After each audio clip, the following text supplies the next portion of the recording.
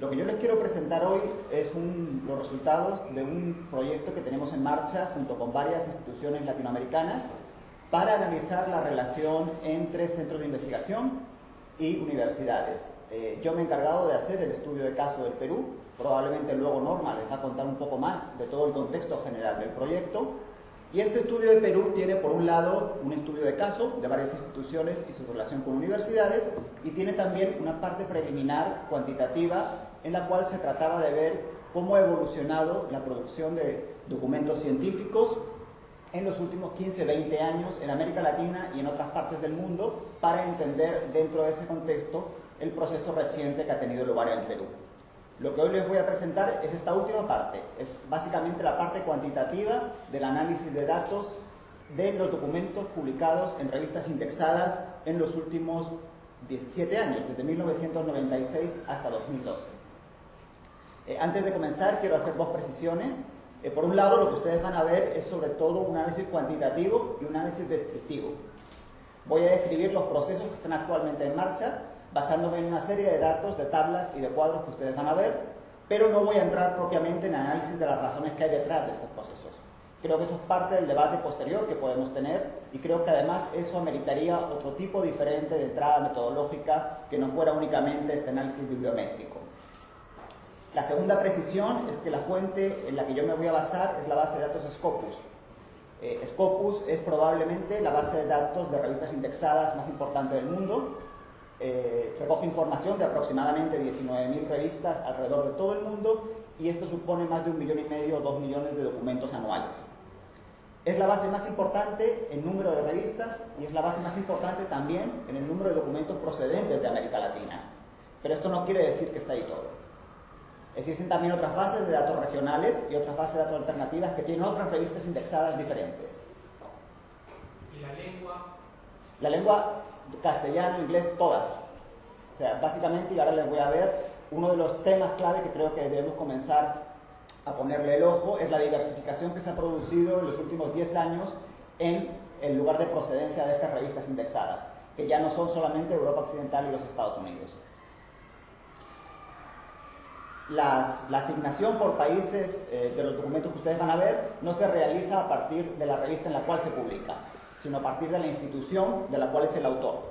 Es decir, un documento publicado por Martín Tanaka del Instituto de Estudios Peruanos en una revista norteamericana aparecería consignado como un documento peruano.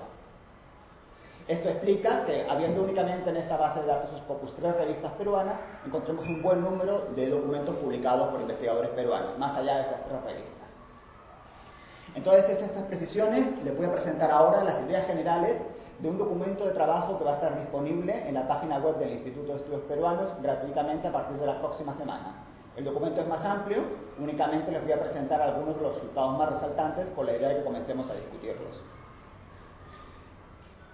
La primera idea entonces es, siguiendo un poco la línea de lo que estaba preguntando hace un ratito Peter Buse, que en los últimos 20 años, en el periodo que yo estoy analizando, a partir de esta base de datos Scopus, tenemos un incremento muy fuerte del número de publicaciones y del número de documentos que entran dentro de este sistema de indexación. Esto lo que nos está diciendo es que está avanzando a un ritmo bastante rápido el proceso de formalización de la ciencia y la consolidación de las revistas indexadas como la forma básica de difundir y discutir el conocimiento científico. Y esta extensión se ha producido en dos sentidos. Primero, geográfica. Revistas procedentes de ámbitos geográficos que no estaban en el corazón medular que comenzó la indexación en los años 60 y 70 en los Estados Unidos y en Europa Occidental, se han incorporado ahora a estos sistemas. Vamos a ver en los siguientes cuadros cómo este es precisamente uno de los grandes temas que salen a partir de este estudio. Y en segundo lugar, la extensión de la indexación, de esta formalización de la ciencia, es también disciplinario. Las revistas indexadas y este tipo de canal de difusión y discusión y validación de la ciencia comienza en torno a las ciencias biomédicas en los años 60 y 70 y posteriormente se va extendiendo a otras disciplinas. Lo que encontramos en los últimos 20 años es una extensión muy fuerte, sobre todo al área de ciencias sociales y humanidades, que habían quedado rezagadas o habían comenzado más tarde este proceso de indexación porque tenían otros canales diferentes de transmisión del conocimiento científico, sea a través de libros, documentos de trabajo, etcétera, etcétera, pero que cada vez más comienzan a incorporarse también a este mecanismo de revistas indexadas. Entonces vamos con algunos resultados. Este crecimiento de la producción supone también cambios de equilibrio muy fuertes entre las diferentes regiones. Y acá pueden verlo en este primer gráfico. Este primer gráfico lo que nos muestra es la evolución del número total de documentos indexados cada año entre las diferentes regiones del mundo. Lo que podemos ver es que al comienzo de la serie, en 1996, la mayor parte de los documentos provenían de Norteamérica, que es la línea roja, y de Europa Occidental. Efectivamente, estas regiones siguen incrementando su número de documentos que producen, pero si vemos esta línea, que debería ser amarilla, que es Asia, vemos que es Asia básicamente la región del mundo que incrementa más el número de producción científica a través de revistas indexadas, hasta el punto de haberse convertido en la principal región del mundo productora de documentos científicos. Esto ocurre más o menos desde el año 2008, que es el momento en el cual ustedes pueden ver acá cómo Asia supera primero a los Estados Unidos y luego a Europa Occidental. Europa Occidental ha superado también a Norteamérica en la producción total de documentos científicos en los últimos años. América Latina es la línea negra que está acá. Ustedes pueden ver que está todavía en un lugar más rezagado, con una producción aproximada de 100.000 documentos científicos indexados al año, pero que ha tenido también un muy fuerte crecimiento en los últimos años, como vamos a ver más adelante. Entonces encontramos que todas las regiones del mundo crecen en cuanto a producción de documentos científicos, pero crecen en diferente proporción. Hay zonas que crecen mucho más que otras, y esto de que hay unas zonas que crezcan más que otras implica al final un cambio en el equilibrio. En este gráfico de acá, lo que vemos es la participación de cada región sobre el total de la producción, la participación porcentual. Vemos que a finales de los 90, en 1996, Norteamérica producía aproximadamente el 35% de los documentos indexados a nivel mundial. Europa Occidental estaba más o menos igual, en torno al 34%. En cambio, Asia tenía únicamente el 16% de los documentos indexados. Con este crecimiento desigual que se produce en las diferentes regiones, vemos un cambio de equilibrio muy drástico en apenas 20 años. Ahorita, Asia produce casi el 30% del total de documentos indexados a nivel mundial. Estados Unidos y Europa han bajado del 35% a poco más del 25%. El resto de las regiones se mantienen más o menos en proporciones similares. Ahora vamos a ver que dentro de estas proporciones similares en realidad hay cambios importantes, pero no cambia su situación a nivel global. Todas están básicamente en torno al 5, 4, 5% del resto de las regiones. Pero hemos tenido una de estas primeras grandes noticias que creo que salen de esta investigación, este cambio de liderazgo, por lo menos a nivel cuantitativo, en el número de documentos producidos e indexados cada año a nivel mundial. Obviamente, estos datos habría luego que complementarlos con otros datos respecto al impacto que tienen cada uno de estos documentos. El número de citas, cuántos documentos se posicionan dentro del 10% más valorado, son datos complementarios a esto. Pero por lo menos a nivel cuantitativo podemos ver que se ha producido un cambio muy fuerte en estos 20 años que ha llevado al liderazgo de Asia en la producción de documentos muy por encima de los Estados Unidos y de Europa. Ahora, preguntémonos qué ha pasado en Asia. Acá pueden ver nuevamente la evolución porcentual, la participación de cada país en el total de la producción de Asia. Considerando únicamente Asia, lo que vemos es que China ha pasado de aproximadamente el 17% a casi el 50% de la producción total de documentos asiáticos. Y esto viene acompañado con la pérdida brutal de influencia de Japón.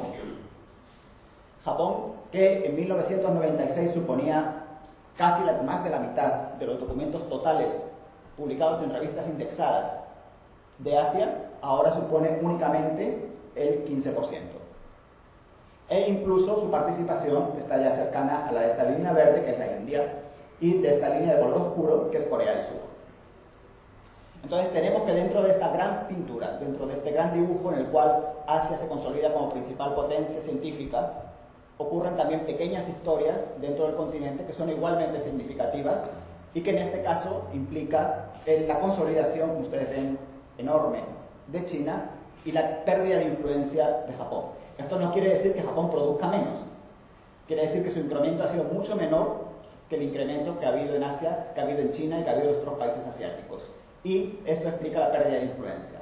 Pequeñas historias como esta dentro de cada continente, ustedes las pueden encontrar en el documento que estará disponible la próxima semana, y van a ver también cómo dentro de cada una de las regiones del mundo se producen este tipo de cambios. Por ejemplo, dentro de Medio Oriente encontramos que la producción de Israel era aproximadamente el 50% y ahora ha sido muy ampliamente superado por Irán en los últimos años.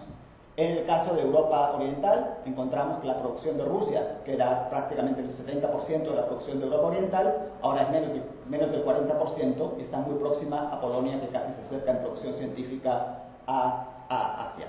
Así, dentro de cada una de las regiones, ustedes van a poder ver estos cambios en el balance de influencia, por lo menos en cuanto a producción cuantitativa. Esa sería entonces la primera idea. Cómo se han producido estos cambios de equilibrio dentro de un contexto general de crecimiento muy fuerte de la producción de documentos indexados. La segunda idea es que dentro de este cambio de balance entre diferentes regiones hay matices según las áreas de conocimiento y según las disciplinas. No en todas las áreas de conocimiento vamos a encontrar esta misma situación con Asia predominante, seguida de Europa Occidental y de los Estados Unidos, sino que ha habido historias diferentes también en cada una de las disciplinas. Este cuadro es para que ustedes hagan una idea de qué áreas son las que más documentos indexados producen anualmente. Como era de esperar, lo que más produce es medicina e ingeniería, básicamente porque estas son las áreas en las cuales la formalización del conocimiento científico a través de revistas indexadas comienza más temprano. En el caso de las disciplinas que más nos interesan a nosotros, vamos a ver que su participación es bastante limitada. Ciencias sociales, que es esta de acá, supone únicamente el 4.2% de la producción total mundial de documentos indexados. Humanidades y artes, el 1.8% del total mundial. Y economía, únicamente el 1% del total de la producción mundial. Ahora bien, no he traído acá, pero sí lo pueden ver ustedes en el documento, cómo ha evolucionado esto en los últimos 20 años.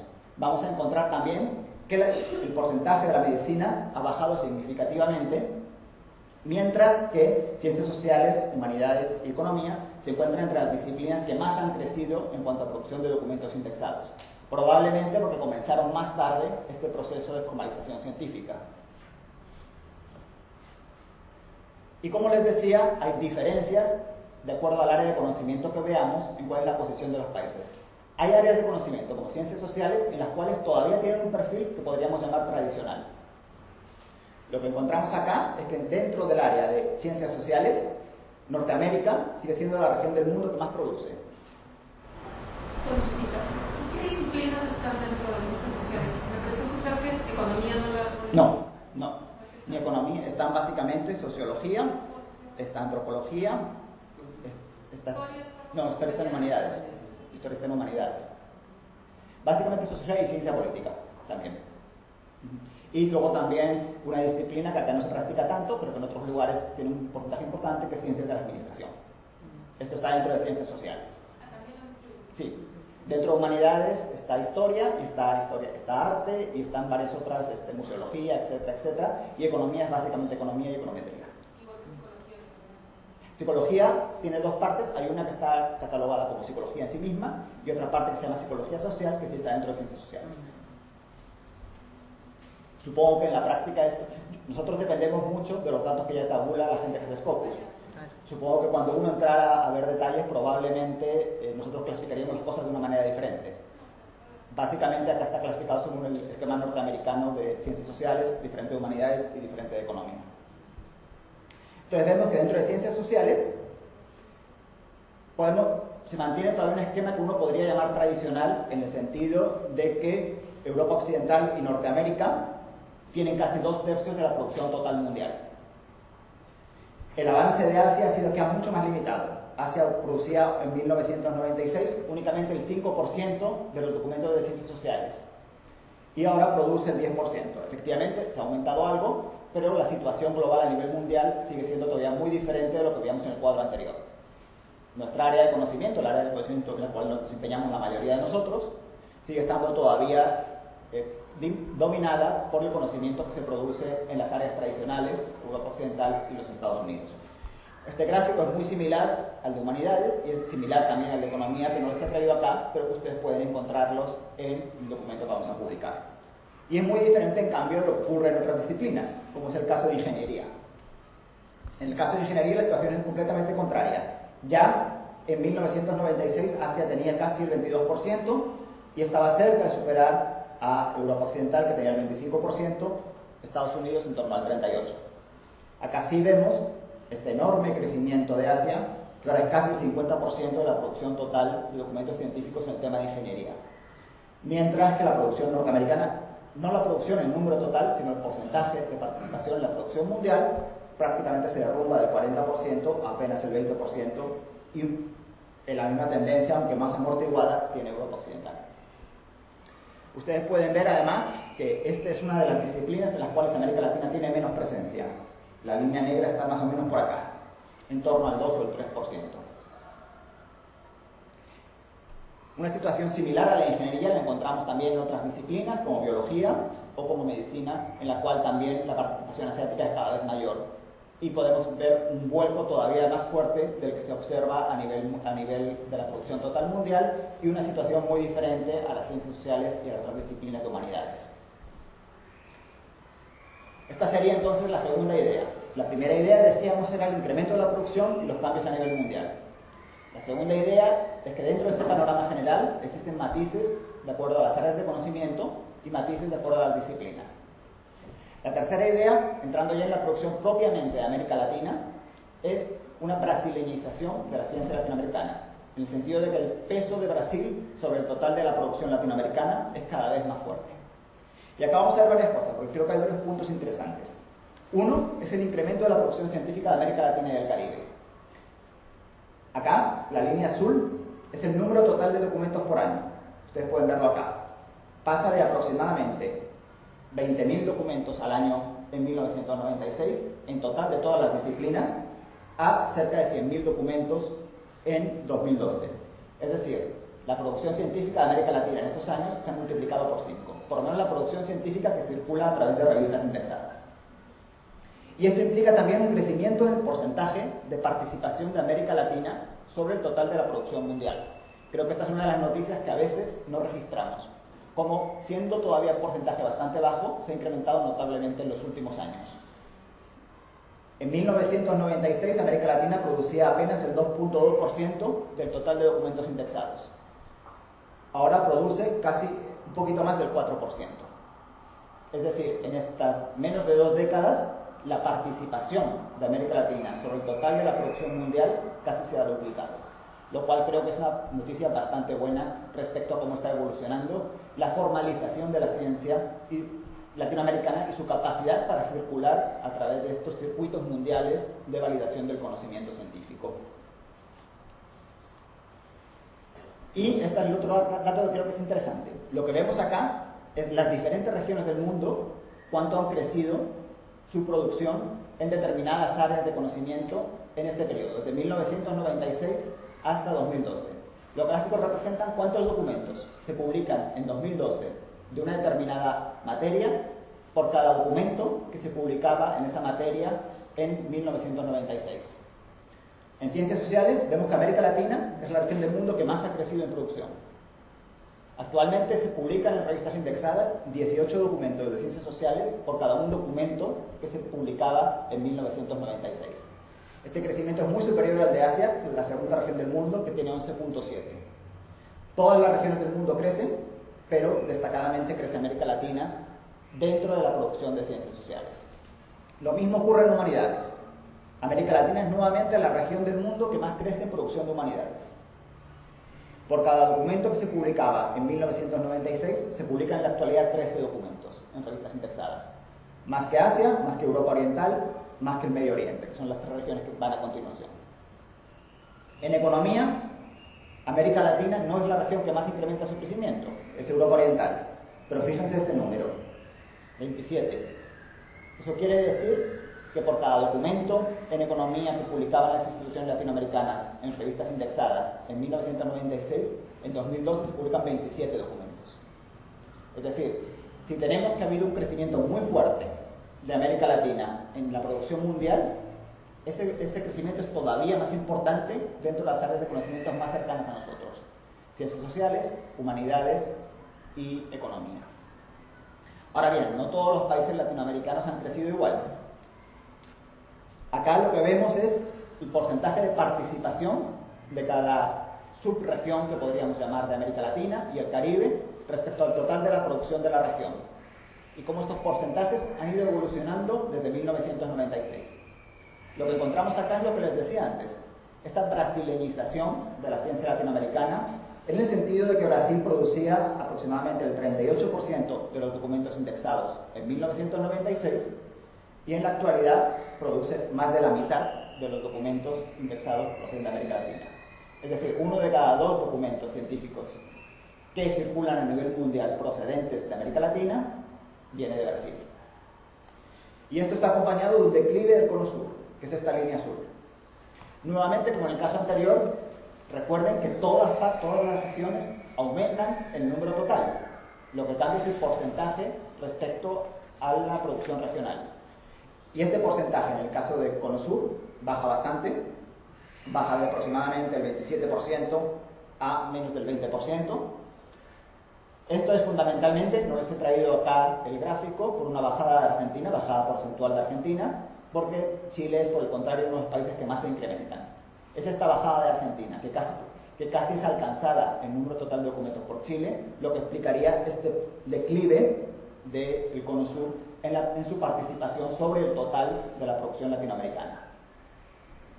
México baja también, baja de aproximadamente el 20% a el 15% de la producción general de la región. En cambio, aumentan un poquito los países andinos, que es esta línea de color amarillo, más o menos del 8 al 9%. Aunque, como vamos a ver acá, este incremento de los países andinos esconde cambios muy fuertes dentro de la subregión. El resto de las regiones, bueno, tienen porcentajes muy inferiores. Acá tiene el Caribe, básicamente procedentes de Cuba y Jamaica, que bajan del 8% a menos del 4%, y Centroamérica, que tiene, bueno, una participación menos del 1% del total de la producción de la región.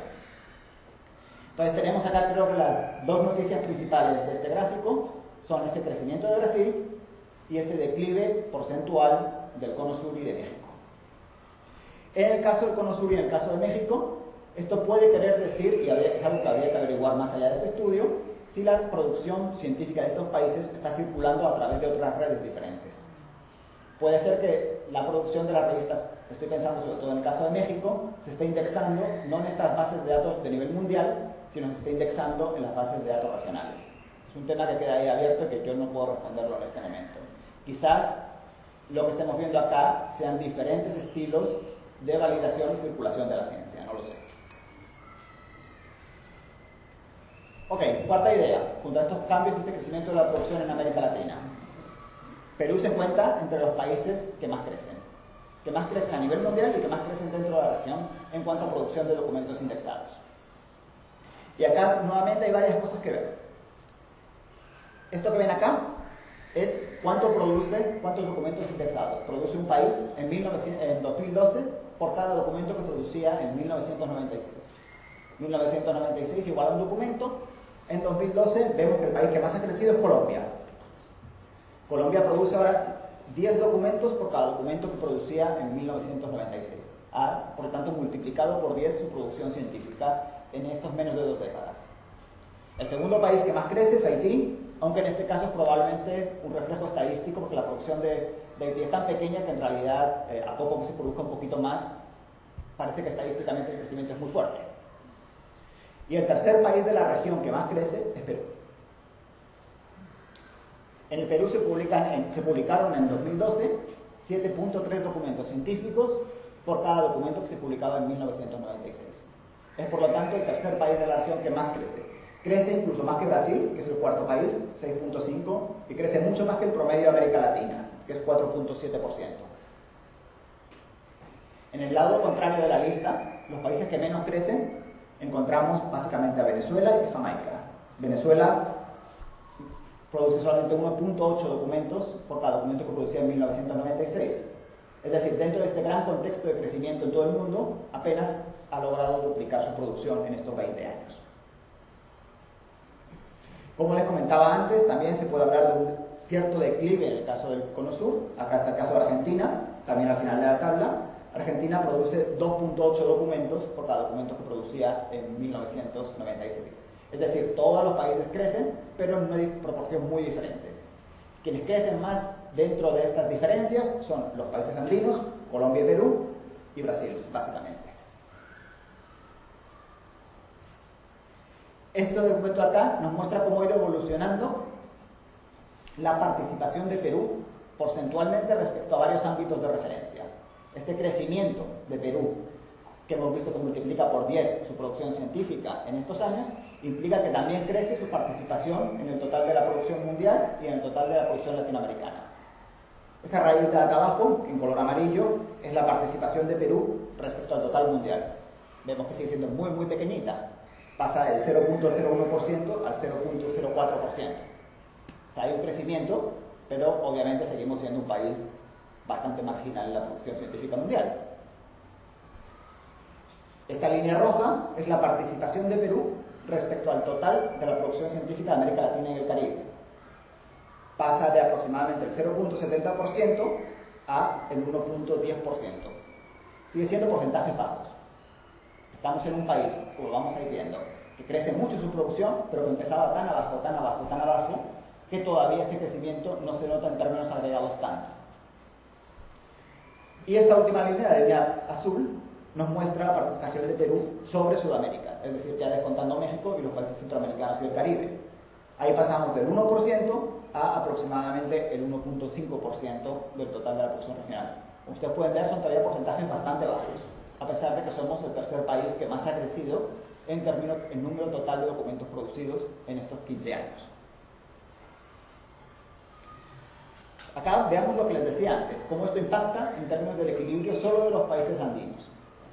Y acá hay un cambio bien interesante. Lo que vemos acá es el porcentaje de producción de cada país sobre el total de los 5 países andinos considerados. Vemos que en 1996 más de la mitad de los documentos de los países andinos se producían en Venezuela.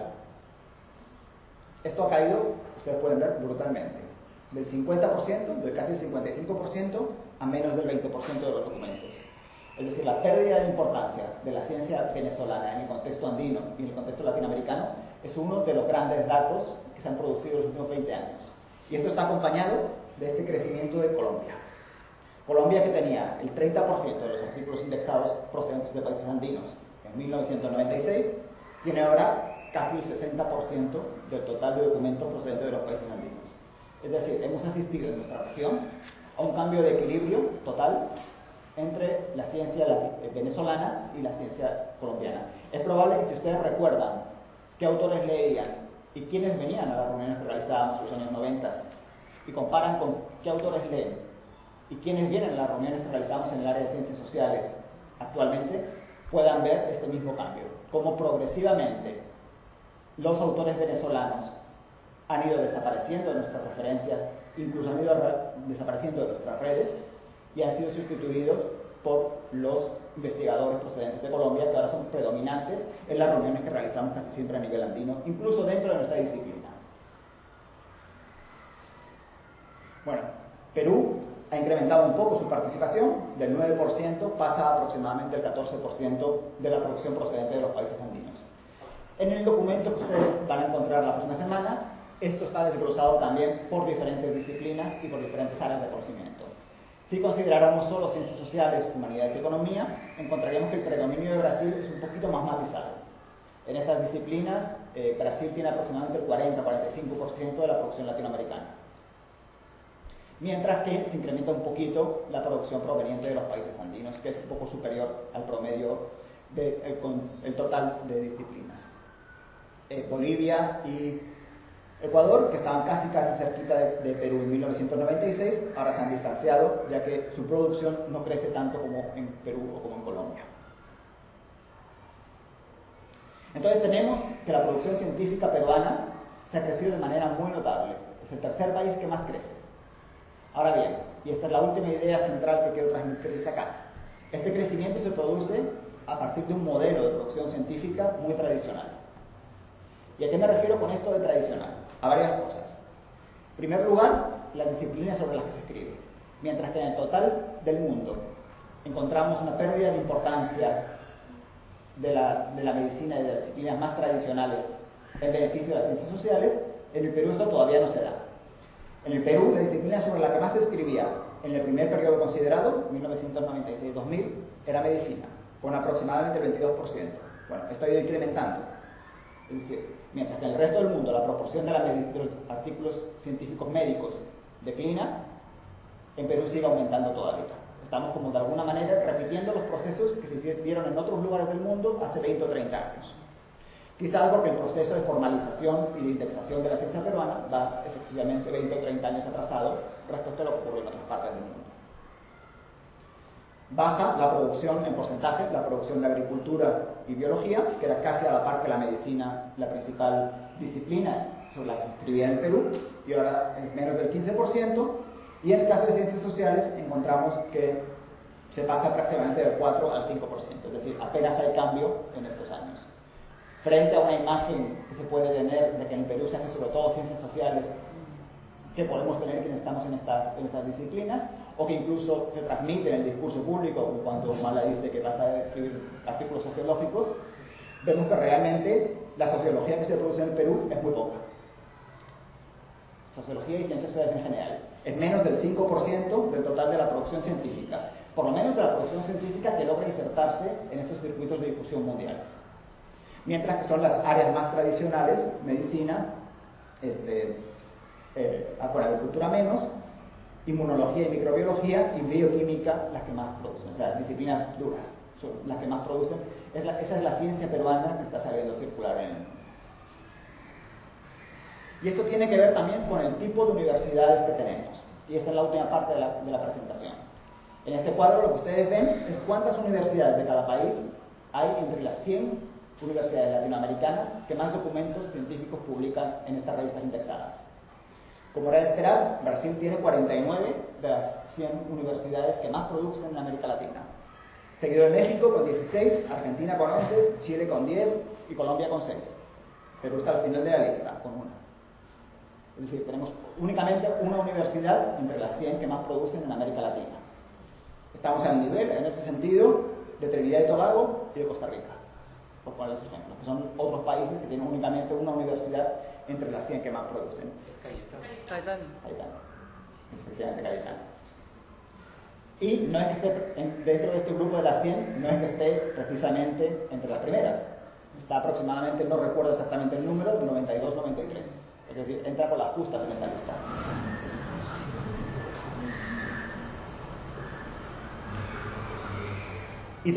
Y estos dos cuadros lo que muestran es que esta producción además ha estado bastante estable. Ha crecido en número, pero está bastante estable en su perfil. Esta parte de acá lo que nos muestra es el equilibrio entre universidades públicas y privadas. Contra lo que uno podría esperar también intuitivamente, efectivamente las universidades privadas producen un poco más, pero no hay tanta diferencia respecto a las universidades públicas. En producción de estos documentos indexados, la proporción es más o menos 55-45%. Y se ha mantenido estable en los dos periodos analizados, entre 2003 y 2007, que es el primer periodo que analizo, y entre 2007 y 2011, que es el segundo periodo que analizo. Esta proporción 55-45 es más o menos equilibrada. Y donde sí hay un fuerte desequilibrio es entre la producción de Lima y Provincias. Acá pueden ver que las universidades limeñas tienen aproximadamente el 85% de la producción total que circula a través de estas revistas indexadas de alcance mundial. Y este porcentaje igual se ha mantenido equilibrado en los dos periodos, es decir, no ha habido ningún tipo de avance por parte de las universidades de provincias en su participación dentro de la producción científica nacional. Nuevamente se ha incrementado el número, porque hemos visto que la producción científica peruana se incrementa mucho, pero se mantienen las proporciones entre ambos tipos de universidades. Profundizando un poquito más en el tipo de ciencia que se produce, en esta idea que les decía antes de que es un esquema de producción científica bastante tradicional, vemos este gráfico de acá. Este gráfico es lo que se llama el índice de especialización de la producción de una universidad. Es decir, cuánto tiende a concentrarse la producción universitaria de una determinada universidad en una determinada área de conocimiento. Es una especie de Gini, por decirlo de alguna manera, de concentración de la producción científica. Tomo para hacer este cálculo las 5 principales universidades que más producen en cada país. Y lo que encontramos es que las universidades peruanas tienen un índice de concentración de especialización del 0.86%. Del 0.86, perdón. Esto quiere decir que básicamente las universidades peruanas son buenas en una cosa. Cada una tiene su especialidad, pero no diversifican su producción científica. Por lo menos no la producción científica que logra dar el salto hasta redes mundiales de difusión de la ciencia. Y esto nos sitúa al nivel, fíjense cuáles son los países que comparten con nosotros índices de especialización altos: Bolivia, Paraguay y Ecuador.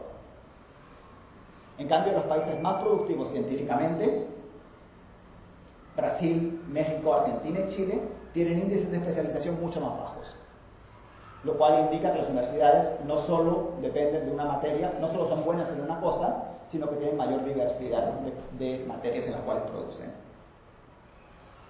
En esta misma línea, esto de acá es el índice de liderazgo.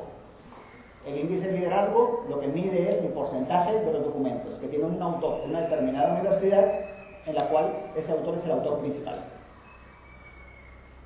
Y vemos que en menos de la mitad de los casos en las universidades peruanas el autor principal es de esas universidades. Solo el 43%. Y acá nuevamente pueden ver en qué grupo nos encontramos: Paraguay, Ecuador y Bolivia. Son los países, estos cuatro son los únicos países que tienen menos del 50% de liderazgo, es decir, que menos de la mitad de los artículos científicos firmados por un autor peruano o de los otros países tienen a ese autor como principal. En cambio, si comparamos con Argentina, Venezuela, Brasil o Colombia, tienen porcentajes en torno al 60%. Este es otro indicador de eso que les decía, de que es un patrón de producción científica bien tradicional. Los autores peruanos se insertan en estas redes científicas mundiales, pero se insertan como autores subordinados, no como autores principales o responsables principales de las investigaciones. Y este último gráfico referido a este punto se refiere al índice de excelencia y liderazgo. Acá lo que se mide es cuántos documentos cumplen dos condiciones: están entre el 10% más citado en tu disciplina y tienen un autor procedente de tu universidad. Lo que vemos es que los artículos producidos por instituciones peruanas que cumplen esas dos condiciones, que están entre el 10% más citado y que tienen un autor local como autor principal, son únicamente el 1.6%. O sea, apenas 1 de cada 100 documentos que se producen en universidades peruanas son responsabilidad principal de un autor peruano y logran consolidarse entre los referentes de sus disciplinas. Nuevamente estamos a bastante distancia de los países principales, Argentina, Chile y Brasil, que nos más que duplican en este indicador, 3.4, 3.5%. Y con quienes nos codeamos son, nuevamente, Paraguay, Bolivia y en este caso Venezuela también. En el caso de Venezuela se explica probablemente, como les decía antes, por el creciente aislamiento de la academia venezolana, que hace cada vez tenga menos repercusión lo que se publica a nivel internacional. De hecho, cuando se hace este indicador, comparándolo entre este último año que he utilizado, en este caso el 2011 y 1996, se ve como Venezuela ha pasado de estar en la parte alta de la tabla en este indicador a estar en la parte baja, lo cual nos habla de un creciente aislamiento de la academia venezolana. Entonces, para concluir, la idea es que se ha avanzado mucho en Perú. Realmente, frente a esa idea que muchas veces todavía predomina en los medios de comunicación, de que no se hace nada por la ciencia, de que estamos todavía en el piso y no se ha hecho nada, se ha avanzado mucho. Es uno de los países que más ha crecido en número de documentos publicados en América Latina, pero empezábamos tan abajo, que eso todavía se percibe poco en los datos agregados, y además este avance se ha producido también a partir de un modelo científico en el cual los autores peruanos se insertan casi siempre en forma subordinada en las redes académicas. Para terminar, les pongo este gráfico. Acá lo que hago es medir cuánto debería un país producir respecto al peso de su población en América Latina. Es decir, si Perú tiene aproximadamente el 2.5% del total de la población de América Latina, podemos suponer que debería producir el 2.5% de la producción científica mundial, latinoamericana. Y vemos la desviación respecto a ese objetivo deseable. En el caso de Perú es 80%. Es decir, pese a todo lo que se ha crecido, producimos también un 80% menos de lo que nos correspondería producir a nivel latinoamericano por población, por el peso de nuestra población. Los países que producen más respecto a lo que les correspondería son Chile y Uruguay, y entre los que producen menos tenemos acá los países andinos, sobre todo Perú, Ecuador y Bolivia y Centroamérica. Pero en el caso de Perú, quédense en estas cifras, producimos de acuerdo a nuestra población un 80% menos de lo que deberíamos producir. Y esto puede ser explicado porque somos un país pobre. Bueno, pero no es exactamente así, porque en este último gráfico hacemos el mismo cálculo, pero ya teniendo en cuenta no a la población, sino teniendo en cuenta el peso de la economía. Es decir, acá lo que vemos es qué porcentaje representa el PBI de Perú respecto al PBI total latinoamericano, y consideramos que debería producirse lo mismo en términos científicos que lo que se produce en términos económicos. Y nuevamente la desviación de Perú es muy alta, 68%. Producimos un 68% menos de lo que nos correspondería por el peso de nuestra economía. Y no se trata solo de que produzcamos poco porque somos uno de los países pobres, o hemos sido un país pobre tradicionalmente, sino que además producimos menos de lo que nos correspondería, incluso considerando ese nivel de pobreza. Y esto a pesar del cambio ocurrido en los últimos años. Entonces, para concluir ya con esta presentación, la idea es, se ha avanzado mucho, pero se ha avanzado con dos problemas. Primero, empezábamos tan abajo, que seguimos estando bastante abajo, y segundo, la manera en la cual sigue produciéndose la ciencia en Perú es todavía un modelo muy tradicional, ligado a disciplinas tradicionales y ligado a mecanismos subordinados de inserción en la red científica. Gracias. Muy bien.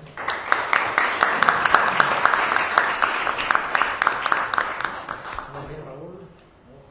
Muy interesante. Ahora tiene la palabra Norma, unos 10 minutos. Bueno, en primer lugar, buenos días con todos, agradecer al IEP, a Raúl por darme la oportunidad de compartir algunas ideas con ustedes esta mañana.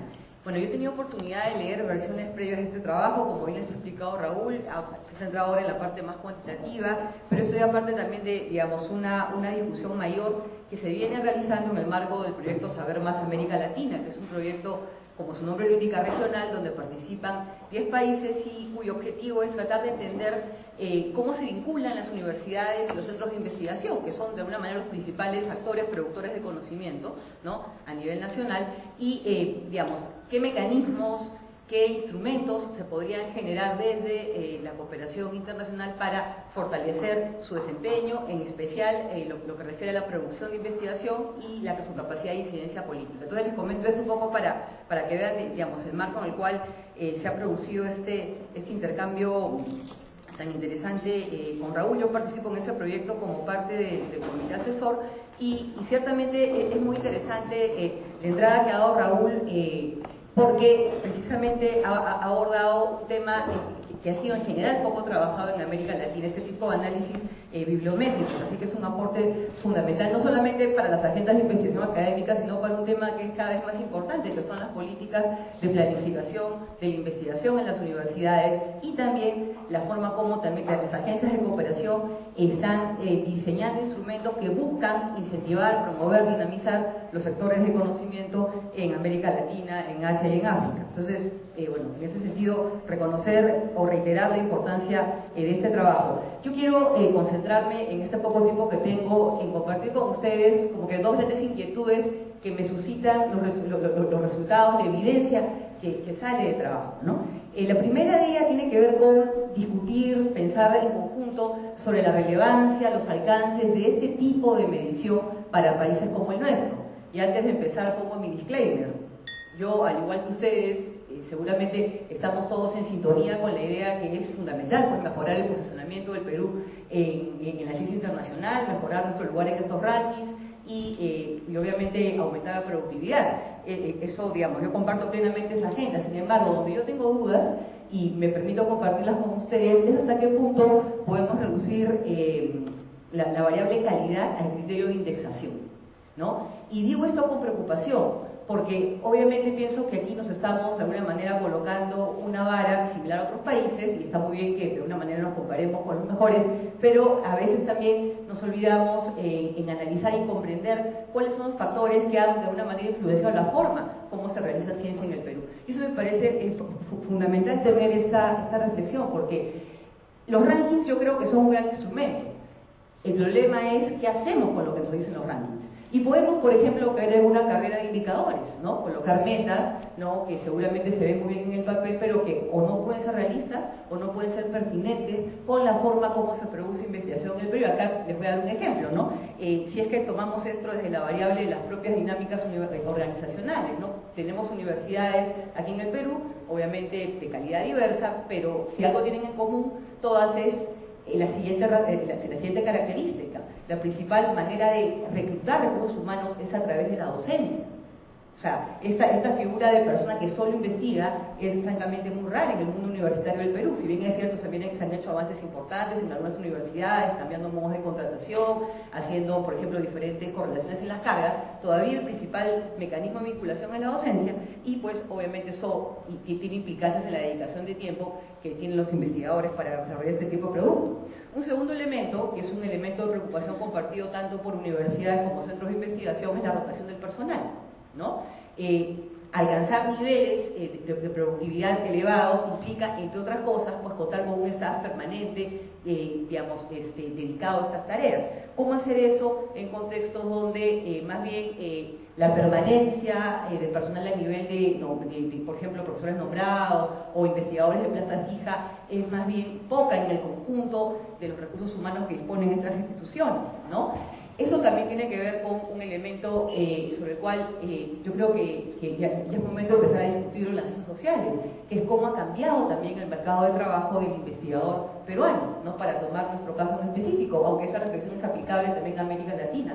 En un contexto donde, por ejemplo, la ciencia social hace ya bastante tiempo salió de las universidades y los centros de investigación, está muy presente en el Estado y cada vez más presente en el sector privado, ¿no? Yo les doy, por ejemplo, un caso que para mí siempre es muy revelador. Cuando yo estudiaba antropología hace no muchos años atrás, ¿no? Los centros, las instituciones que hacen estudios de opinión y mercado no eran un empleador muy fuerte, existían, pero no eran, digamos, un espacio laboral que jalaba a muchas personas como lo es ahora, ¿no?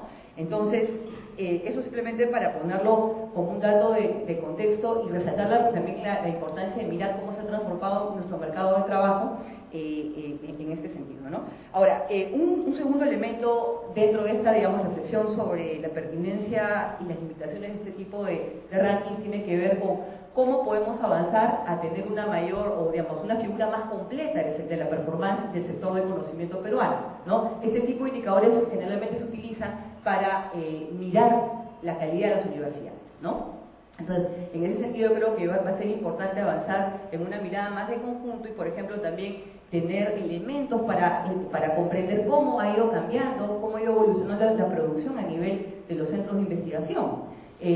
Por dos razones, entre otras. La primera, porque han sido de alguna manera instituciones que han recibido tradicionalmente la cooperación internacional dedicada a promover este tipo de trabajo. Y segundo, también con digamos, la incidencia de los cambios de financiamiento, ¿no? Cuando justamente eso lo sabemos todos ustedes porque lo vivimos y lo padecemos, existen cada vez menos fondos dedicados a investigación exclusiva y cada vez más dependemos de consultorías para producir conocimiento, ¿no? Y como lo saben muy bien, este tipo de publicación pues normalmente no resiste ningún presupuesto, ¿no? Es generalmente un trabajo que el investigador hace de modo propio en su calidad de gran héroe solitario, ¿no? Entonces, eso, digamos, como un par de ejemplos de, digamos, las reflexiones que podríamos tener para discutir los alcances y limitaciones de este tipo de mediciones. Un segundo tema que quiero compartir con ustedes, mirando el tiempo también, tiene que ver con, de alguna manera, el gran drama, ¿no? Algo que siempre se dice o siempre se utiliza como una explicación de esta situación, que es el problema del financiamiento, ¿no? En el caso peruano, por ejemplo, la poca presencia o la poca participación del Estado como financiador de investigación y la fuerte dependencia que ha tenido las ciencias sociales nacionales, pero también en el cono surandino, al financiamiento de cooperantes internacionales, ¿no? Yo creo, más allá, digamos, de esa figura que todos conocemos bien, yo creo que podríamos plantearnos un par de preguntas, ¿no? La primera es bien atrevida en realidad, pero como estamos en una mesa verde podemos decir preguntas atrevidas, ¿no? Yo tengo una duda.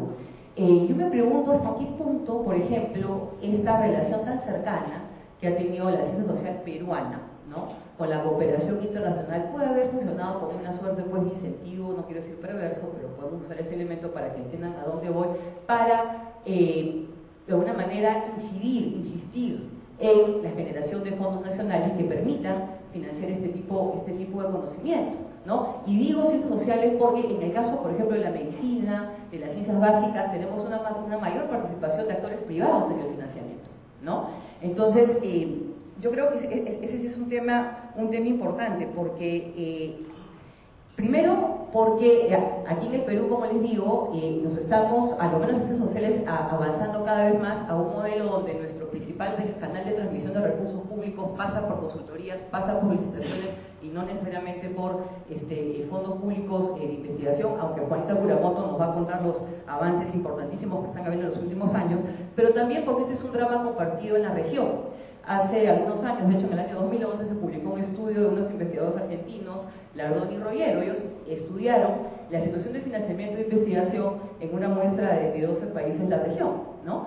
Y los hallazgos son bien interesantes porque básicamente lo que revelan que esta, digamos, creciente tendencia a mayor consultoría, menos recursos públicos, fragmentación del financiamiento, es un drama compartido incluso por los países que han tenido pues liderazgo tradicional en la producción académica en América Latina, ¿no? Y por ahí nomás lo dejo porque ya estoy sobre el tema y más bien termino con de alguna manera una reflexión más general, ¿no? Es que finalmente, bueno, ¿qué hacemos con esto, ¿no? Y claro, ¿no?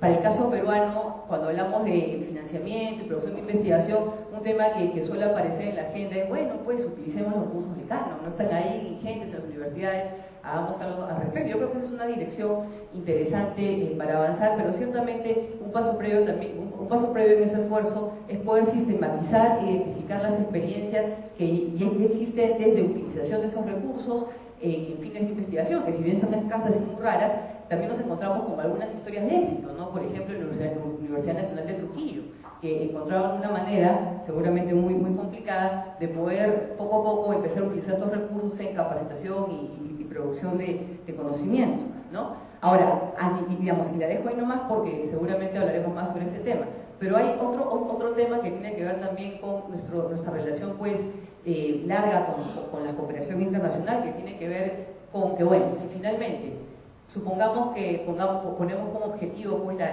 gran relevancia, ¿no? de cambiar el posicionamiento del Perú en este tipo de rankings, esto pues obviamente incide en el mismo diseño de los proyectos de investigación, en el mismo uso de los tiempos de los investigadores y puede generar algunas tensiones que no son insalvables, pero sí sujetas a la reflexión con esta corriente muy en boga hoy en día, que hay que producir conocimiento necesariamente aplicable a las políticas públicas, ¿no?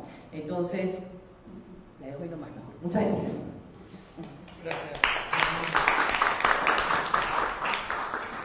Este tipo de estudios es totalmente bienvenido, o sea, nos ayuda a ubicarnos en el panorama internacional y saber efectivamente cuáles vendrían a ser las principales vías para definir una política pública que apunte no a estar mejor en el ranking, sino definitivamente a mejorar la calidad de nuestras universidades, la calidad de cómo se asignan los fondos públicos, que son parte del día a día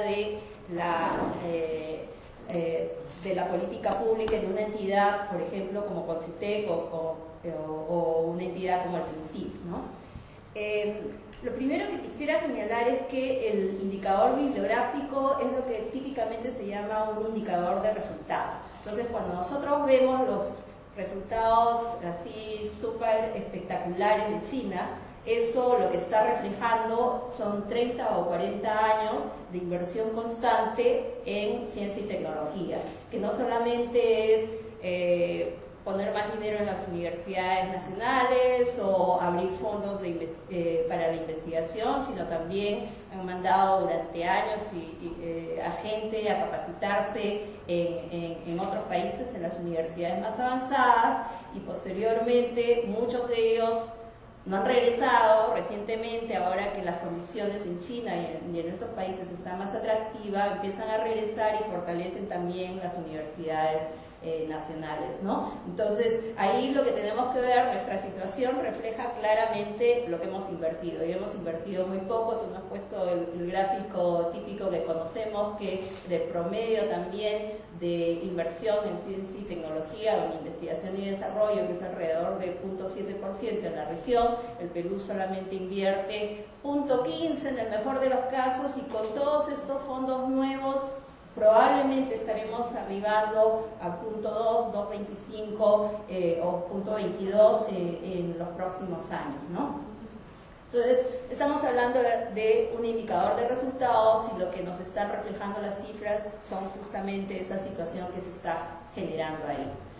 El segundo tema que a mí me gustaría señalar también es que las cifras, tanto a nivel internacional como a nivel nacional, y especialmente lo ha resaltado Raúl a nivel nacional, el tema de la cooperación. Y yo creo que eso es una característica mundial, no solamente del Perú y que está reflejando la debilidad del Perú, sino de todos lados. La investigación ahora se hace en equipos multidisciplinarios. Recientemente, conversando con una autoridad inglesa, lo que señalaba es que precisamente en aquellas investigaciones en las cuales había una colaboración internacional, los ingleses, esas investigaciones tenían un impacto mucho mayor en términos de citaciones. Entonces, eso es algo que es una característica general del mundo de la investigación actual, no solamente el peruano. Probablemente sí es cierto que en el caso de Perú, cuando colaboramos, no somos líderes en la investigación, sino que formamos parte del equipo general, ¿no? Pero ciertamente sí hay, creo, algunas buenas noticias también al interior. Ese es un trabajo que todavía no ha sido publicado, pero que lo mandó a hacer el CONCITEC Casimago, que es, creo, el mismo de Scopus, ¿verdad? Y acá tenemos cifras un poco más detalladas. Acá lo que queríamos resaltar es un poco el tema del impacto que se mide a través de las citaciones, ¿no? Y acá encontramos que el Perú se encuentra en el puesto 9 en términos de citaciones respecto a otros países, o sea, 1.28 por documento, lo cual quiere decir que no estamos tampoco tan mal. O sea, acá... Y creo que recoge lo que señaló Raúl, de que tenemos algunas islas de excelencia. O sea, si bien estamos muy especializados, esa especialización de alguna manera refleja también, como es un indicador de resultado, refleja que tenemos unas ciertas masas críticas de investigadores en las áreas en las cuales nos estamos o rankeamos bien.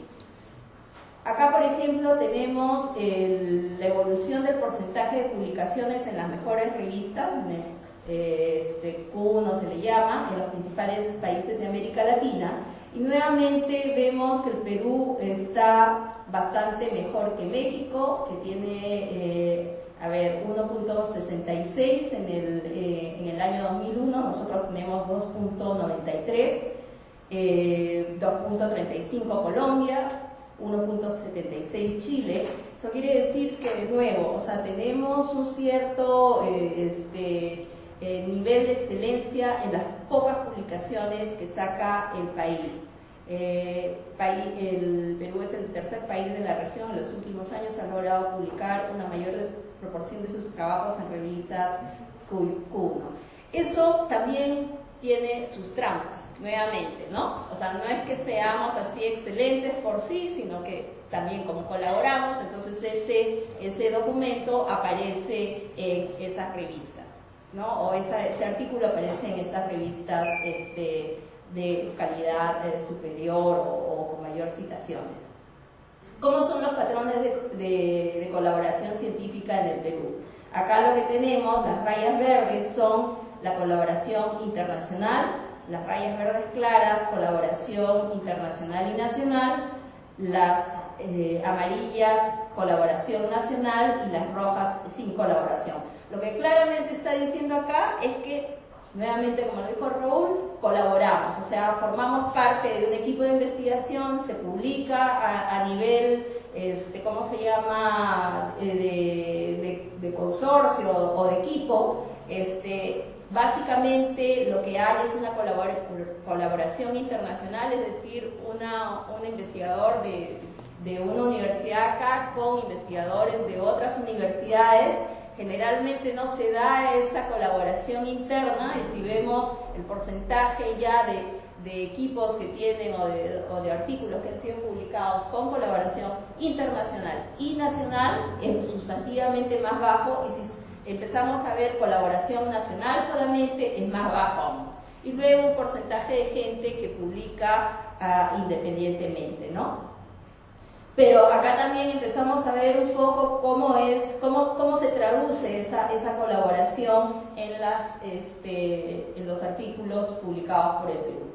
¿Quiénes son esos colaboradores? En el promedio del año 2006 al 2011, Estados Unidos es de lejos el país con el cual se colabora más, y luego viene Brasil, que es el gigante, como ha mencionado Raúl, dentro de América Latina, ¿no? Entonces ahí tenemos nuevamente una cierta caracterización de qué cosa es lo que está sucediendo en nuestro país. Cuando vemos las citaciones por documento, que es el indicador que dice o que señala el impacto que tienen estos artículos, vemos que las publicaciones hechas en conjunto con Estados Unidos tienen un 11.3 de citas por documento, y las brasileras un poco más alto, 12.6. Y si miramos por ahí, encontramos que Nueva Zelanda tiene 20, los artículos en colaboración con Nueva Zelanda son de casi 21 citaciones, en Australia también, y la que es más alta es en Sudáfrica y Suecia. Habría que hacer una revisión de en qué áreas temáticas es que se dan estas cosas, pero calculo que tienen que ver mucho por los países en temas también de biología, quizá de agricultura, que eso es básicamente el fuerte que tenemos nosotros, ¿no? Acá tenemos indicadores por área temática ya, ahí sí, en donde medicina nuevamente es 13%, farmacología, toxicología y farmacéuticos es el más alto, o sea, 23%, en el cual creo que de nuevo refleja nuestra especialización y nuestra dotación de recursos, las masas críticas de investigación. Acá básicamente estamos hablando de aislamiento de sustancias químicas en productos naturales probablemente, y entonces si tenemos una gran biodiversidad, eso es a lo que se están dedicando en nuestras universidades a investigar. Y obviamente lo que tenemos, además que esto atrae la atención de las universidades extranjeras, lo que tenemos es que se genera conocimiento en realidad inédito debido a la biodiversidad que tenemos, y por lo tanto estos artículos empiezan a tener un nivel de excelencia y de liderazgo bastante alto, en el sentido de que mucha gente empieza a citarlos, ¿no? Ahí podríamos ver en distintas otras áreas, pero creo que esto refleja lo que tú señalaste, ¿no? Esta especialización en estas áreas de ciencias naturales, básicamente, que es el principal fuerte de la investigación que se hace en el Perú. Nuevamente, acá nos muestra que las cifras que se han señalado indican que justamente los científicos peruanos, o sea, publican poco, pero publican en el lugar donde tienen que publicar, con la ayuda quizá de estos grupos con los cuales publican, pero estamos viendo que los valores más altos en términos de publicaciones en estas revistas sumamente influyentes está subiendo. En el año 2003 habían 257 artículos en este tipo de revistas, y en el 2011 prácticamente se ha duplicado, 481, ¿no? Entonces lo que estamos viendo es que efectivamente ha aumentado el número de publicaciones, y también ha aumentado el nivel de calidad o de impacto. Y eso es un poco lo que refleja también es el tema de la especialización. Tenemos medicina como el gran bloque que concentra la mayor producción científica del país, y luego de ahí se derivan otras áreas que están bastante relacionadas con la medicina. Esto es una cuestión así tipo clúster, ¿no? O sea, la medicina, microbiología, bioquímica, todas estas cosas están más o menos relacionadas y definitivamente acá vemos que la especialización de la que se habló está claramente reflejada en estos gráficos. Ahora, con respecto a las universidades, estos son indicadores básicos del periodo 2007-2011, como ya se mencionó, Cayetano es la universidad que mantiene el liderazgo ahí. Tenemos que efectivamente el 57% de su producción científica está dirigido a estas revistas de alto impacto. Entonces acá también hay una suerte de estrategia de a dónde publico, ¿no? Que tiene que ver mucho con lo que se estaba hablando acá también, ¿no? O sea, cuáles son los canales para publicar en diferentes áreas, porque cada área tiene su propio canal. Probablemente no publicamos tanto en las ciencias sociales porque, número uno, las revistas indizadas en economía y en sociología incluso, que son de los países más avanzados, tienen un amplio sesgo hacia documentos con evidencia empírica y con una metodología cuantitativa netamente o de matemáticas. Entonces no hay revista, uno abre econométrica y lo único que ve son fórmulas, y ese es el patrón que se sigue en las revistas de economía. Entonces también tiene que ver mucho con eso, ¿no? ¿Qué cosa es lo que enseñamos acá y qué cosa es lo que se enseña en otros países en las respectivas carreras, ¿no? Pero si algo es claro, que biología es biología y medicina es medicina, y no hay mucho espacio para, diferenciar la forma en la cual se enseña o el énfasis en el cual se incide en esas carreras. Y lo que encontramos, bueno, esto refleja Cayetano, San Marcos, Católica, la Agraria, Ingeniería son las principales universidades, siendo Cayetano la que tiene un mayor peso en estas revistas de mayor impacto, pero San Marcos tampoco se queda atrás, 30%, la Católica 36% y la Molina también un porcentaje bastante alto de 50%. En biomédicas ocurre, esto en instituciones biomédicas, porque algo que olvidamos, siempre nos centramos en las universidades, pero en el Perú hay varias otras instituciones que hacen investigación, y una de ellas es el sistema de salud. Los hospitales, obviamente, como tienen casos clínicos, como se puede decir, la experimentación está prácticamente ahí día a día, ahí tenemos que hay otras instituciones, especialmente en el campo biomédico, en donde se hace también mucha investigación. Ministerio de Salud en primer lugar, este centro naval de investigación médica, que recién, la verdad, desde que estoy en el CONCITEC he descubierto que existe, y es un centro de investigación de la Marina estadounidense, que tiene un centro de investigación acá en el Perú para investigar básicamente en enfermedades tropicales. Tiene un índice sumamente alto de impacto. Obviamente ellos van a publicar en sus revistas de origen 76%.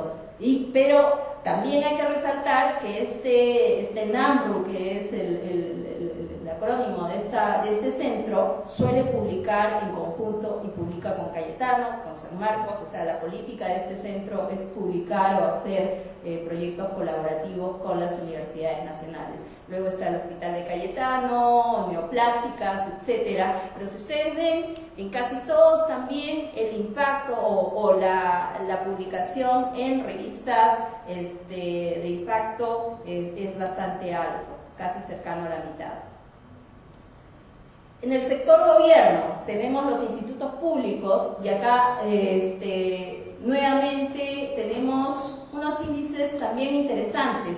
siendo el Instituto del Mar peruano, que tradicionalmente también tiene una tradición de investigación, porque estudia la biomasa, clasifica especies, etcétera, y de nuevo, basado en nuestros recursos, que no necesariamente existen en otro lado, entonces eso le da una ventaja para publicar en este tipo de revistas, y tenemos un 80% de los artículos que son publicados ahí, y probablemente el tema de las citaciones, claro, el tema de las citaciones es bastante alto, 9.81 por cada uno de los documentos. El Instituto Geofísico también es otro instituto que tiene una larga tradición de, ¿cómo se llama?, de publicación internacional bajo el liderazgo de Ronald Woodman. Realmente se ha tratado de mantener esa producción científica, es uno de todos los institutos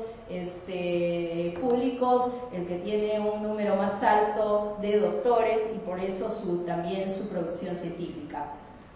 Y finalmente, para terminar, tenemos el caso de las empresas, que también hay empresas peruanas que están publicando a nivel de, ¿cómo se llama?, de revistas indexadas. Y bueno, sacaremos al Instituto o al Centro Internacional de la Papa, que en realidad es un centro de investigación, pero las empresas petroleras, Pluspetrol, Petroperú, tienen también un alto. En el caso de Petroperú hay que tomarlo con pinzas, porque dice el 100% debe ser uno que publicó en una revista, ¿cómo se llama?, de estas de alto impacto. Entonces, un poco a lo que va todo esto es que es cierto, o sea, podemos empezar a ver con un poco más de detalle todas estas cifras que son sumamente importantes, y en términos de política pública son importantes en el sentido de que van diciéndonos qué cosa o en qué áreas, qué universidades son las que están en mejor pie, qué cosas se pueden hacer, de repente sacar fondos específicos para tratar de potenciar algunas áreas que están todavía ahí, pero esto creo que nos da una herramienta de trabajo sumamente amplia y sumamente potente para dirigir la política pública del país, especialmente en una situación en la cual todavía estamos con recursos bastante escasos, a pesar de todos los aumentos que se han dado, pero los recursos ciertamente son escasos, entonces hay que hacer una suerte de focalización bastante fina de hacia dónde colocar los recursos. Y bueno, eso una última cosa era, si bien estos indicadores bibliográficos dan una imagen bastante buena de la situación de los países, también, o sea, el siguiente paso y otro tipo de indicadores que también son bastante valiosos son el tema de las patentes, especialmente cuando hacemos el cruce con aquellas áreas en las cuales lo que salen son productos, que son las áreas de ciencias, de ingenierías. Eso es algo que todavía en el caso del Perú probablemente sea sumamente pobre, pero ciertamente en países como los asiáticos, si uno ve cómo han evolucionado los artículos publicados y los ve a la par con las patentes publicadas, la tendencia es exactamente la misma, ¿no? Bueno, muy bien, muchas gracias. Bueno, entonces abrimos la mesa para preguntas, comentarios. Breves, por favor, para darle tiempo a Raúl de hacer su comentario final. Sí. Raúl, quería saber si tenías datos sobre diferencia en la producción entre hombres y mujeres, y si consideras ese tema como relevante. Bueno, Javier, Paula. Sí, hay dos fuentes básicas para hacer estos análisis bibliométricos. Uno es Scopus y el otro es Thomas Reuters. Scopus es como 18.000 revistas y la otra es como 12.000, ¿no? Como más simplista. Quisiera saber si hacer una comparación y cómo esa comparación sí que se hubiera hecho, ¿no? Pues son dos fuentes de datos diferentes. Y la segunda pregunta tiene que ver con el comentario de Norma sobre el tema de pertinencia. ¿Por qué no están viendo estos indicadores bibliométricos, ¿no? Porque, por ejemplo, en el caso de China, es la mitad de la producción asiática y más o menos la cuarta parte de producción mundial, según lo que he podido entender, ahí está reflejando que China es un país emergente y son 1.300 millones de chinos, pues, lógicamente va a tener mucho más presencia porque la organización de sociedades se ha creado en China, ¿no? Pero si uno ve, digamos, puntos de calidad, eso no se refleja por los premios Nobel, ¿no? Aparentemente los premios Nobel ese proceso no es tan fuerte, ¿no? Entonces ahí el tema de pertinencia de indicadores es un tema que también es interesante de discutir. Otros comentarios o cosas que tal vez no se han comentado tal vez lo suficiente que me parece interesante para la discusión, ¿no? Una es que me parece que sobre todo en el mundo de ciencias sociales, realmente el de las ciencias duras, digamos, no es tan nuevo, todo el tema de las revistas indexadas es relativamente nuevo para nosotros, ¿no? Incluso hay un tema de repente explicar incluso qué es una revista indexada, que no necesariamente todos sabemos qué es lo que es, ¿no? Pero y que es bien costoso mantener, ¿no? El peer review, o sea, tener revistas que supone tener unas revistas donde tú mandas un artículo y vas a tener revisores anónimos que te van a evaluar la calidad del artículo que tú mandas y van a decidir, vas a tener un jurado dentro de la academia que van a decir si cumple los estándares que cierto grupo comparte o no, ¿no? Eso es algo nuevo que yo creo que todavía no lo conocemos lo suficiente. No hay un tema de, digamos, esta pregunta sobre la pertinencia va también sobre un poco conocer qué cosas lo que es que la mayoría de estas revistas que están en estos índices se están evaluando, ¿no? ¿Cómo? Y un segundo punto relacionado con eso, que tampoco nadie ha mencionado, pero yo sí veo que es una barrera mayor, digamos, y que también hay que discutir eso sobre si es la pertinencia o no, pero que es otro tema más que tiene que ver con el idioma, ¿no?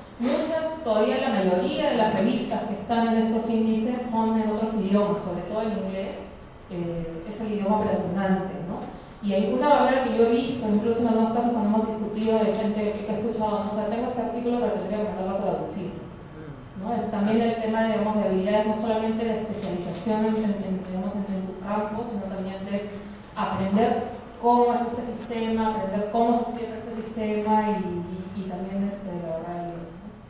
Como el trabajo está hecho en base a una fuente, yo me pregunto si lo que de ahí puede salir es el estudio del tema o si es el estudio de la fuente. Vamos a ver, ya por ejemplo Paula acaba de señalar el hecho de que la indexación es algo nuevo y todavía en proceso. Hay revistas que están en proceso de indexación, pero todavía no lo están.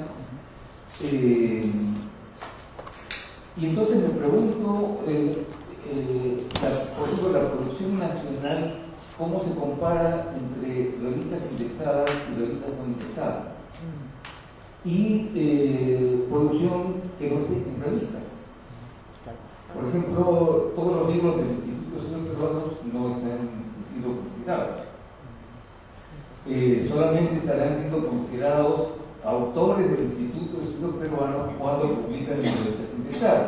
Sí, hay una cosa ahí. Efectivamente, los del Instituto no están publicados, no están indexados, pero Scopus no solo incluye revistas, incluye también series de libros en la indexación. Series de libros. Sí, series de libros y documentos de trabajo. Bien. Hay universidades que publican libros, pero que no están en series, entonces hay... En fin, entonces tenemos toda una producción que escapa, que va a ser invisible a la fuente.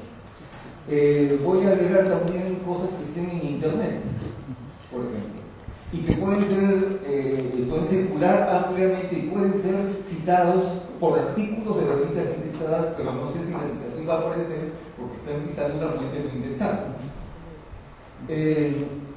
Y otro comentario es, bueno, cuando uno está tan abajo de la tabla, ¿qué pertinencia tiene compararse con el resto de la tabla? Cuando creo que lo más importante es compararse con uno mismo a lo largo del tiempo, porque uno no está compitiendo. Y hablar de rankings es situarse en un marco de competencia. Pero la competencia es totalmente imposible o irrelevante. Y la última cuestión es que tiene que ver con esto último, es con respecto a la diferencia que es complicada de hacer entre, digamos, ciencias naturales humanidades y ciencias sociales. Digamos, la universalidad del interés por una investigación en medicina puede ser muy amplia, cercana al 100%.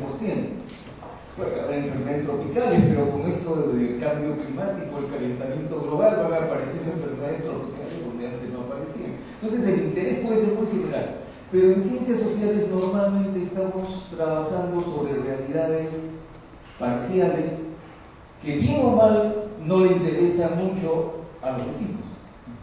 Inclusive, por ejemplo, ¿qué tanto leemos nosotros sobre América Latina? De modo que ahí también hay una cuestión cualitativa a introducir, es decir, qué tanto, la idea de ciencia como un conocimiento universal hay que matizarla bastante con referencia a los distintos campos. ¿Alguien más? Sí, para una segunda llave. Sí, con relación a lo que está diciendo Guillermo, me parece interesante que pensemos, porque eso tiene que ver con la pregunta que planteaba Norma, ¿no? Sobre la relevancia de qué tanto nos interesa o no, qué tanto deberemos, digamos, cambiar nuestra forma de producir en relación a no, si queremos o no participar en esos rankings. Hay dos temas que yo sí creo que son importantes, ¿no? Uno es la presión cada vez más grande que hay sobre todo sobre las universidades para aparecer en esos rankings, porque es la forma que es, digamos, prepara el camino para la acreditación internacional, ¿no? Y que tiene que ver con todo este proceso creciente de profesionalización, especialización y la globalización, ¿no? Que va por el lado del trabajo, ¿no? Que nosotros lo hemos sentido en menor medida, pero que en otros países tipo Brasil, Argentina, México está hace mucho más tiempo, ¿no? Y el segundo aspecto que a mí sí me parece importante e interesante discutir es, claro, una cosa es cómo hemos venido produciendo y, cómo, o sea, y por qué, y la otra es, yo no sé si planteamos lo de los índices sea equivalente a equiparar a asumir que hay una ciencia universal o un solo estándar, porque en verdad ahí incluyes una serie de revistas que son bien diferentes, que no son de un solo tipo, un montón de publicaciones, ¿no? Pero lo que sí es interesante es la idea de que tú te integras en un diálogo mayor con otros, ¿no? O sea, donde estás conversando y intercambiando, no solamente como que en tu realidad, digamos, con tus amigos, sino también estás abriéndote a comunicarte y intercambiar ideas y todo con otras comunidades académicas, ¿no? O sea, sí estoy de acuerdo en que es difícil ver una sola comunidad, pero sí hay otros aspectos que me parece. Me parece importante. Creo que es muy importante que las ciencias sociales se desarrollen con indicadores, ¿no? Creo que eso es muy importante. Creo que es muy importante que tengamos estándares de calidad, ¿no? Creo que nuestro trabajo va a ser mejor mientras mejores estándares tengamos, mientras más expuestos estemos al comentario y a la crítica de otros, ¿no? Yo creo que eso es indudable. Pero al mismo tiempo, efectivamente, toda esta discusión es qué tipo de estándares y qué tipo de indicadores queremos para evaluar la calidad de nuestro propio trabajo. Y si es que estos indicadores, estos estándares que vienen de afuera, son los mejores para nuestro ejercicio, ¿no? Ese es un debate que es muy, muy importante. En ciencia política, como Pablo, por ejemplo, sabe, hace poco, un par de colegas, una argentina y un uruguayo, que ambos estudiaron en los Estados Unidos, han sacado un artículo muy provocador planteando este tipo de discusiones. Lo menciono como un ejemplo de una discusión que se está dando en todas partes, ¿no? Planteando la discusión sobre el campo temático de la economía política. Y ellos decían, la economía política como tema está muy fuerte en la producción científica latinoamericana y latinoamericanista en la década de los años 60, 70, ¿no? El tema del desarrollo, la modernización y su impacto sobre el régimen político eran temas muy fuertes en el debate, y lo que ellos dicen es que hoy los temas de economía política han vuelto, porque estamos hablando del precio de los commodities en los mercados internacionales y su impacto sobre la estabilidad o inestabilidad política. Nadie podría negar que es un tema absolutamente relevante, pero dicen ellos, no hay estudios sobre economía política en los últimos años. Y ellos se preguntan por qué. Y ellos y adelantan o lanzan la hipótesis de que eso tiene que ver con los estilos de trabajo académicos, con las maneras de encarar el trabajo intelectual en las universidades, en los centros de investigación. Y pues, para ponerlo en una frase, es como que la lógica es, desde las universidades se desincentiva trabajar ese tipo de temas porque se perciben como muy difíciles. Uy, es interdisciplinario, ni te metas ahí, mejor agarrar un tema más chiquito que puedas manejar, porque lo importante es que hagas la tesis, que te gradúes, que después publiques en un journal, ¿no es cierto? Y entonces eso tiene como un formato, digámoslo así, que un tipo de trabajo como el de economía política no va a entrar, va a ser muy difícil, mejor no lo hagas, ¿no? Y ellos comentan que muchos de los autores latinoamericanos más citados, por ejemplo, en el caso de Guillermo O'Donnell, es el autor más citado en todos los índices, pero dicen ellos, si Guillermo O'Donnell presentara sus libros o sus artículos a alguna de estas revistas, no cabe duda que se lo rebotarían. Encontrarían mil fallas metodológicas y conceptuales y no se lo publicarían. Y sin embargo es el autor más influyente, más citado, más importante. Entonces, Keynes tampoco podría. Claro, lo que ellos publicó Keynes en un estilo de producción científica de hace 50 años.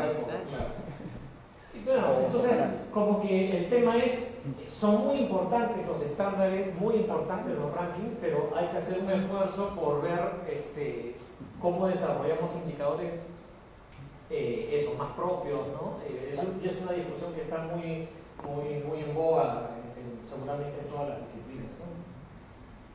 Raúl, ¿quieres comentar algo? Bueno, también Juana y Norma. Sí, bueno, gracias a todos, a Norma y a Juana por sus comentarios. Creo que han contribuido a animar esta conversación, que me parece bien interesante, y hay un montón de temas que creo que están dando vueltas ahí y que es importante que comencemos a plantearnos. Yo quiero hacer varios comentarios cortos, voy a tratar de ir de lo más concreto a lo más general, estas inquietudes que ustedes han presentado.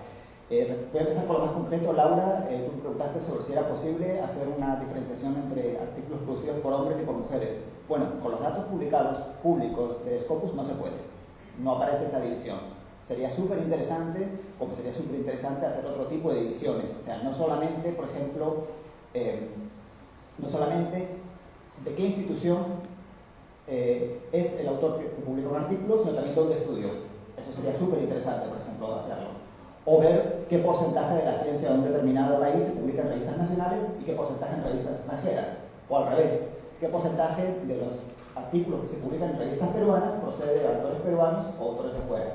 Creo que hay un montón de datos más matizados que son bien interesantes, pero que con los datos que están accesibles públicamente no se puede llegar a ellos. No sé si, bueno, si el convenio que ustedes tienen, no sé si...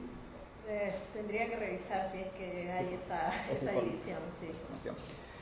Bueno, sobre esta fuente, yo no tomo acá como que hayamos hecho un mapa completo de la producción científica. Yo tomaría Scopus como un proxy.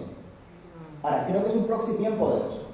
Es un proxy bien poderoso en el sentido de que tiene un gran número de revistas, 19.000 entre revistas, series de libros, series de documentos de trabajo. Me parece que eso nos permite tener un cuadro general que yo diría que es bastante afinado.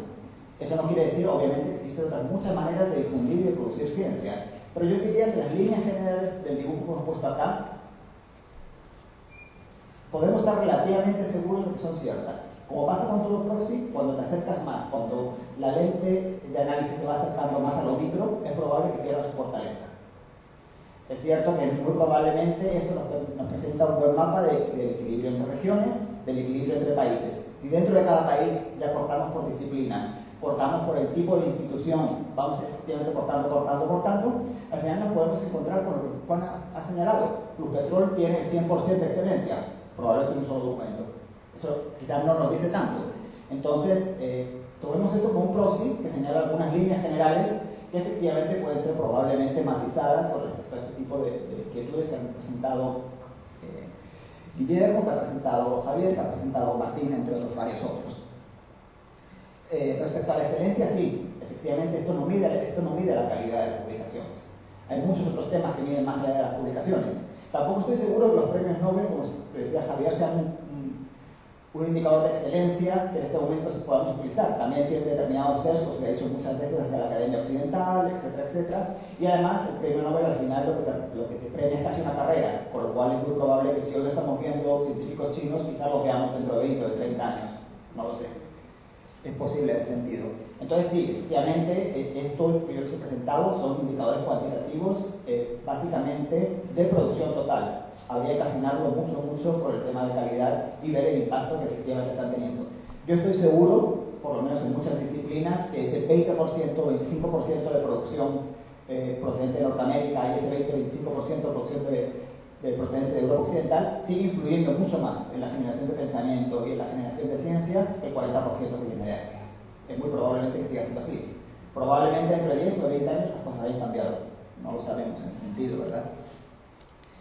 Respecto a la inquietud del tema de qué revistas están incluidas acá y si eso genera barreras por idioma, efectivamente es así. Pero yo también plantearía el asunto de otra manera. Las revistas de Scopus no es que estén ahí puestas en pie de ser para siempre las mismas. Estas bases se van incluyendo cada año nuevas revistas. Y uno de los procesos bien interesantes que yo no he analizado acá, pero que se puede analizar, es cómo los diferentes países han ido incrementando el número de revistas que están consideradas en estas bases de datos. Y ahí, por ejemplo, hay una diferencia muy fuerte entre el caso de Perú, que solo tiene 3 revistas incluidas en Scopus, y el caso de Colombia, que tiene un número cada vez mayor. Buena parte del incremento que hemos visto de Colombia no solo es porque los colombianos publican en revistas de fuera, sino porque toman el esfuerzo de que sus revistas estén incluidas dentro de estas bases de datos. De las 3 son una que no recuerdo, 2 de medicina. O sea, básicamente medicina. Y la otra es, no me acuerdo cuál, te puedo contar luego, no me acuerdo cuáles son.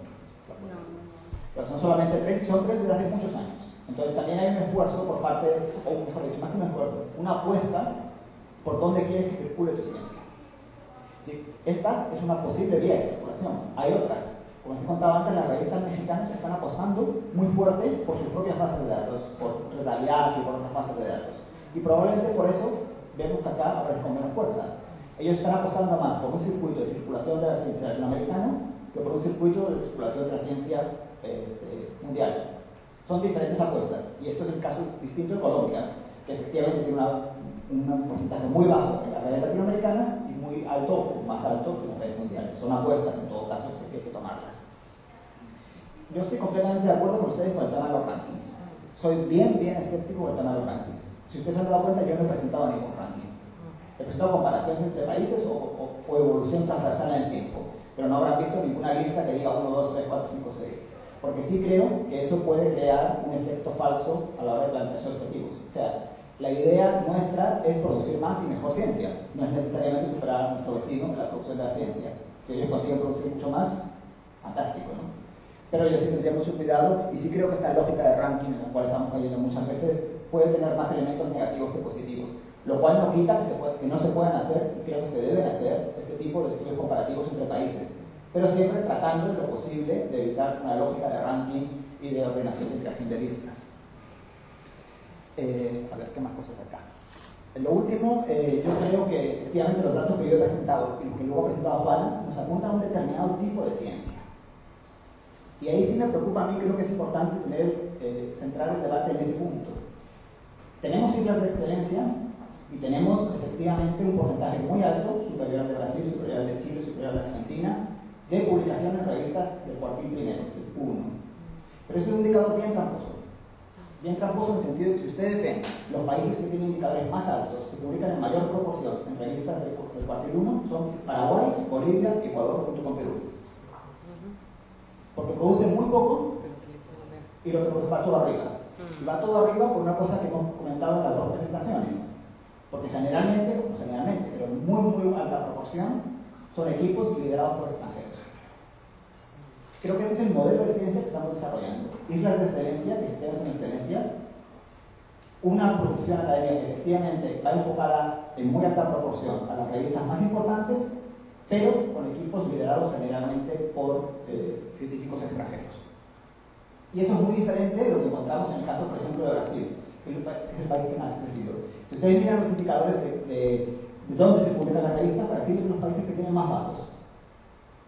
Y eso es básicamente lo que se publica en sus propias revistas, o en revistas de otros países, porque están generando un sistema nacional de producción y circulación de ciencia que permite que esa ciencia circule también a nivel nacional y no solamente sea como acá, que tenemos mucho, me da sensación, una ciencia de enclave. De enclave en el sentido de que trabajamos junto con investigadores extranjeros que vienen a hacer las investigaciones con nosotros y se publican en revistas de super calidad fuera, pero no circulan a nivel local. Yo diría que hay uno de los datos que nos ha presentado Juana, que a mí me parece de los más ilustradores de toda esta discusión, es el porcentaje de colaboración con investigadores extranjeros y con investigadores peruanos. Y es otro de los temas que la parte del estudio de casos que se ha realizado en Perú hemos visto. O sea, para nosotros, quienes trabajamos en instituciones, digamos, de élite a nivel peruano, es mucho más fácil colaborar con un investigador norteamericano, con un investigador europeo o con una contraparte nuestra argentina o mexicana que colaborar con una universidad de provincias. Entonces estamos desarrollando este modelo científico de alguna manera de enclave que es muy dependiente de la colaboración internacional y basado en la lógica de islas de excelencia. Pero es una ruta o un estilo de producción científica muy diferente del que se está desarrollando en otros países como Brasil o como México, que efectivamente cuando uno pone las tablas del Q1 quedan abajo, pero quedan abajo por la gran cantidad de producción que está haciendo y por la manera en la cual están circulando a través de las revistas nacionales. Gracias. Muy bien, muchas gracias. Sí, perdón. Quiero añadir algo. Sí, disculpen.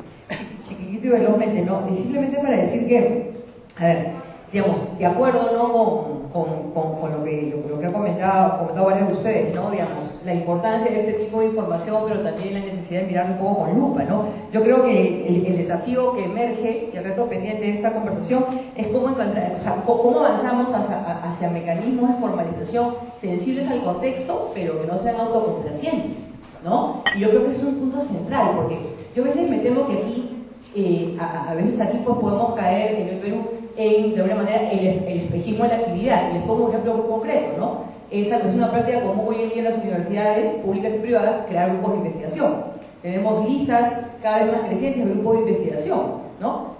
Y eso, o sea, eso no es que esté ni está bien ni está mal, es parte de un proceso. El tema es cuánto esos grupos, bueno, se traduce en producción. Ahora, si esa producción es indexada o no indexada, esa es otra discusión, pero digamos, yo creo que el primer reto y el primer, de alguna manera, puesta de valla hacia arriba, en el sentido de lo que decía Martín Tanaka, está en, bueno, realmente exigir que esos espacios aglutinadores alrededor de la investigación, pues realmente se traduzcan en resultados concretos, ¿no? Y que esos resultados pues, circulen en los canales formales o informales que se consideren pues, pertinentes para la disciplina, ¿no? Eso nada más, gracias.